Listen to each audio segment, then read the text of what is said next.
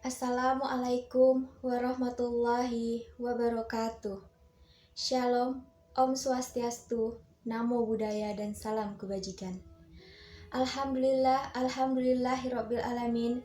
Assalatu wassalamu ala asrofil anbiya'i wal mursalin wa ala alihi wa ashabihi rasulillahi ajmain.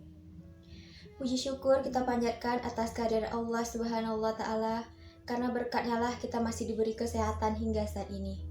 Salawat dan salam tak lupa pula kita hadiahkan kepada junjungan alam Nabi besar Muhammad SAW yang telah membawa kita dari zaman jahiliyah hingga zaman penuh ilmu seperti saat ini.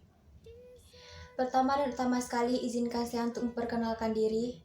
Saya Tari Pratama dari kelas 1H jurusan Ilmu Komunikasi, Fakultas Dakwah dan Komunikasi, Universitas Islam Negeri Sultan Syarif Qasim Riau. Baiklah, untuk tidak memperpanjang mukadimah, langsung saja saya akan membacakan pidato saya yang berjudul Pancasila sebagai pedoman dan pemersatu bangsa. Pancasila adalah dasar dari negara Indonesia, sekaligus sumber dari segala sumber hukum yang berlaku di negeri ini. Dan oleh sebab itu, kita harus dan wajib berpedoman pada Pancasila dalam kehidupan kita sehari-hari.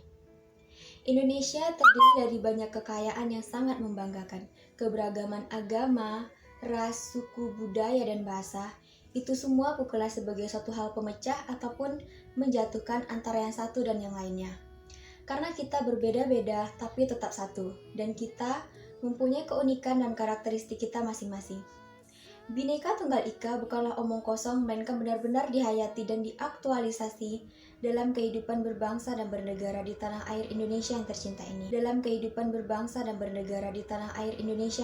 ini. Seharusnya kita membuktikan kepada dunia bahwa Indonesia adalah negara yang semangat mencintai perbedaan dan menghargai pluralisme. Dan perbedaan yang ada seharusnya menjadikan kita untuk semakin maju dan bersatu. Ada 5 butir penting penyusun Pancasila yang kita pedomani hingga saat ini. Yang pertama, ketuhanan yang Maha Esa. Yang kedua, kemanusiaan yang adil dan beradab. Yang ketiga, persatuan Indonesia. Dan yang keempat, kerakyatan yang dipimpin oleh hikmat kebijaksanaan dalam permusyawaratan perwakilan. Dan yang kelima, keadilan sosial bagi seluruh rakyat Indonesia. Namun di balik itu muncullah masalah yang berbanding terbalik dengan Pancasila itu sendiri. Baru-baru ini Indonesia digemparkan dengan rancangan undang-undang haluan ideologi Pancasila. Karena di dalam pasal 7 rancangan undang-undang tersebut terdapat konsep Trisila sebagai ciri pokok Pancasila dan Ekasila sebagai bentuk kristalisasi Trisila. Dan konsep ini dianggap mengubah Pancasila sekaligus nilai-nilai yang ada di dalamnya. Lalu, apa sebenarnya Trisila dan Ekasila itu? Menurut sejarah perkembangan Pancasila sebelum kemerdekaan Republik Indonesia tahun 1945, konsep ini diajukan oleh Presiden Soekarno sebagai alternatif yang diajukannya. Namun, konsep ini berbanding terbalik dengan Pancasila yang ada karena pada Pancasila yang sekarang, ketuhanan yang Maha Esa terletak pada urutan pertama, sedangkan pada konsep ini, ketuhanan yang Maha Esa terdapat pada urutan yang terakhir. Dan kita bisa menilai bahwa ketuhanan yang Maha Esa merupakan bagian terkecil dalam kehidupan kita sehari-hari. Indonesia haus akan persatuan. Kita tidak asing lagi dengan kata ini, seolah-olah negeri ini bukan lagi tempat yang nyaman untuk hidup berdampingan. Banyaknya ancaman, bulian, membuat kita sebagai warga negara Indonesia, khususnya kaum minoritas, menjadi was-was dalam berpendapat, berperilaku, ataupun membawa perubahan. Entah apa latar belakang yang mendasari orang-orang anti perbedaan tersebut. Yang jelas mereka hanya mementingkan Maha Esa merupakan bagian terkecil dalam kehidupan kita sehari-hari. Indonesia haus akan persatuan. Kita tidak asing lagi dengan kata ini, seolah-olah negeri ini bukan lagi tempat yang nyaman untuk hidup berdampingan. Banyaknya ancaman, bulian, membuat kita sebagai warga negara Indonesia, khususnya kaum minoritas, menjadi was-was dalam berpendapat, berperilaku, ataupun membawa perubahan. Entah apa latar belakang yang mendasari orang-orang anti perbedaan tersebut. Yang jelas mereka hanya mementingkan kepentingan golongan mereka saja yang bisa membuat lunturnya keutuhan negara kita. Faktor krisis yang sedang naik daun adalah faktor SARA. Ini sangat bersifat pribadi namun berhubungan erat dengan hak asasi manusia.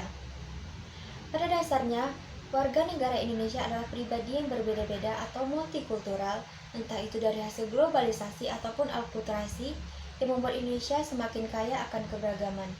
Keadilan sosial bagi seluruh rakyat Indonesia. Adil, baik secara spiritual ataupun material. Adil di sini adalah Setiap warga negara Indonesia berhak mendapatkan perlakuan adil, entah itu dari bidang sosial, politik, budaya, ataupun kesehatan. Pancasila sebagai ideologi bangsa Indonesia masih sangat jauh dari kenyataannya. Dan ini semua bukanlah kesalahan dari pemerintah saja. Kita sebagai warga negara Indonesia juga punya hak yang sama untuk membangun Indonesia yang lebih adil dan sejahtera. Belum ada solusi yang konkret untuk menyelesaikan masalah ini dalam waktu dekat, tetapi kita bisa memulainya dari diri kita sendiri. Dan oleh sebab itu, marilah kita sebagai warga negara Indonesia mengingat kembali perjuangan para pahlawan kita dalam memperjuangkan kemerdekaan negara kita, sehingga terbentuklah negara yang adil, utuh, makmur, dan sejahtera. Sekian pidato dari saya. Apabila ada kekurangan dan kesalahan kata, saya mohon maaf. Saya akhiri dengan wabillahi taufiq wa hidayah. Wassalamualaikum warahmatullahi wabarakatuh.